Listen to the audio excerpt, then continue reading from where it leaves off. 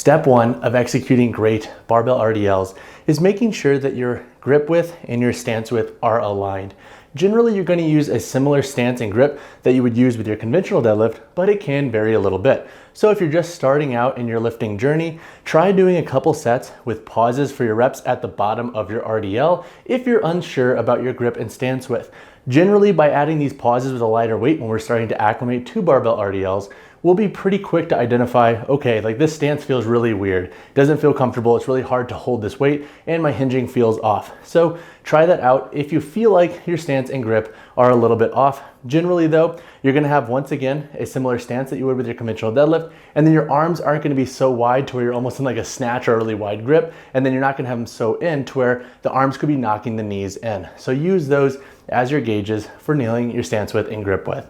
Step two is when you are starting your descent. There are two things that I want you to think about.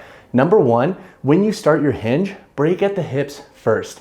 So we're not gonna break at the knees right away. We're gonna break at the hips, and the knees will have a slightly soft knee bend as we start that lowering process. Generally, those knees are gonna have a slight bend and they're gonna remain relatively fixed throughout the entire range of motion, and the hips are what's gonna be traveling back. So when you're starting your lowering portion in the barbell RDL, hips first, and then think about keeping your knees relatively fixed while tracking those hips directly backwards, creating length in the hamstrings.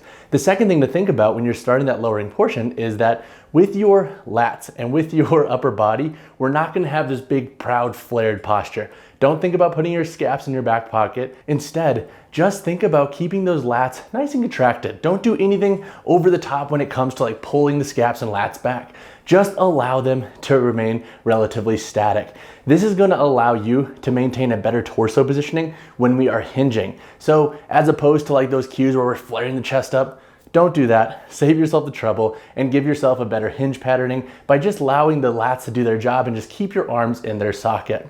So step number three is, now that you have your lat positioning and your hinge patterning, what I want you to focus on is that when you're moving through that range of motion, so the lowering and then the standing, so the eccentric to the concentric, when you are thinking about your torso and hips, these are gonna be relatively static. So think about keeping that rib cage over the pelvis. So when your pelvis moves back, your rib cage is following in this more static positioning. This again will give you a better leverage to hit those posterior muscles.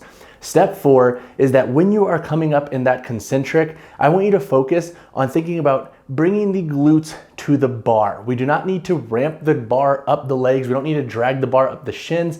Instead, I want you to think about connecting those two as you're standing back up. So when we lock out our rep, our glutes are gonna be squeezed, our quads are gonna be squeezed, and that's then gonna cue us to hit our next rep. Now, when you do get a little bit more advanced, you don't necessarily have to do that. You could even do like a soft lockout to keep constant tension on the posterior muscles. But for just your general barbell RDL, where you're doing more of like a traditional rep scheme, I like to use those two cues as a means of then cueing our consecutive reps.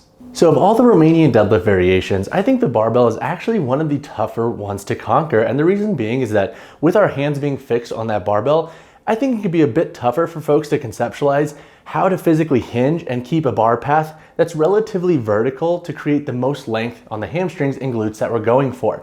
So that being said, a couple of mistakes to avoid with the barbell RDL is, number one, ramping the barbell down the legs. So you'll see beginners do this a lot, and this is where like they hinge first, yes, but then they keep that bar so tight to the body, it almost rides down the thighs. And why this isn't beneficial is, number one, when we have that barbell making contact with the front of our quads and our thighs, we're not gonna be able to create as much length in the hamstrings because that bar is gonna be closer to our center of mass. The second common mistake that I see is reaching for a range of motion. When performing any RDL variation, we have to remember that we shouldn't focus on range of motion as being the main driver and the main goal. Instead, focusing on a productive range. Where can we hinge, keep length without having to break at our torso and reach for more range? This isn't gonna really give us much when it comes to building our hamstrings and glutes.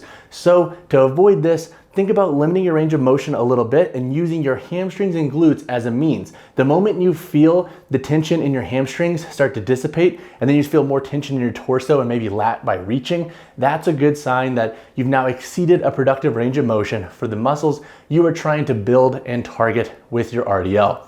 The third mistake is breaking at the knees way too quickly. Now there are different biases that you can do with RDLs to create more of a glute and hamstring bias. However, when you see lifters breaking at the knees right at the top of the RDL, generally what that's going to do is it's going to mess up the whole flow of the exercise, because when we break at the knees and we create more knee flexion and we track those knees further more in our RDLs, we're going to shorten the length of our hamstrings, meaning we're not going to be as productive with our efforts with our RDL. So as a rule of thumb, once again, circling back to our form portion, break at the hips first, try to create a nice length with those hamstrings and track those hips back versus breaking at the knees right away out of your eccentric. The fourth mistake is creating this over exaggerated chest and head positioning.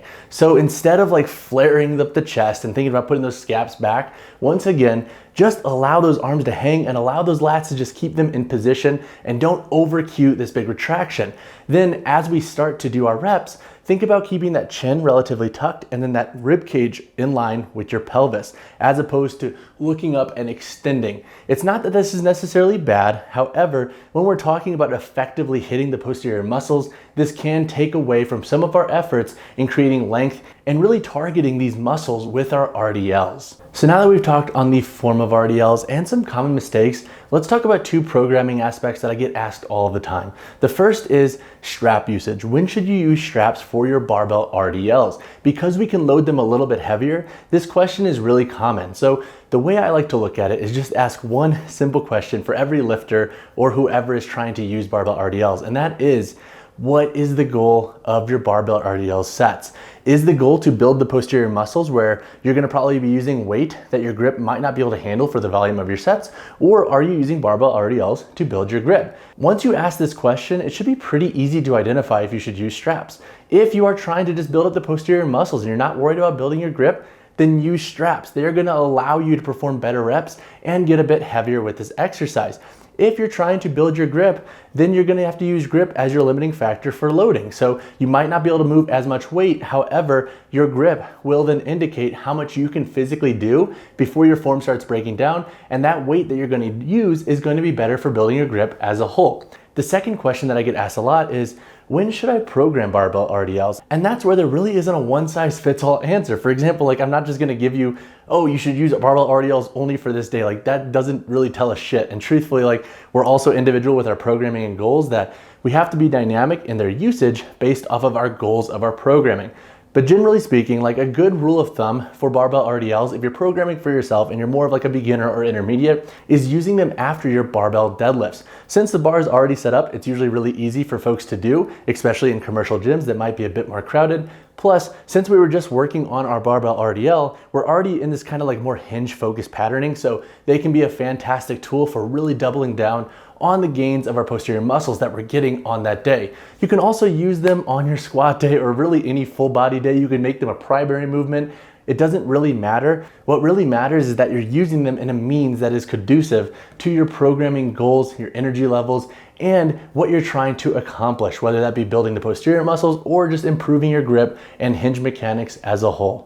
All right, guys, that wraps up this video on the barbell RDL. I think of all the RDL variations, the barbell can be one of the tougher ones for beginners and intermediates to accomplish and execute correctly. If you have any questions on this exercise or this video, drop a comment down below or reach out to me personally, whichever you prefer. So if you do want to have your form checked or anything on that front, just hit me on Instagram and I will try to get back to you with some video feedback. But as always, guys, drop a like on the video, drop subscribe to the channel. I will see you guys in the next one.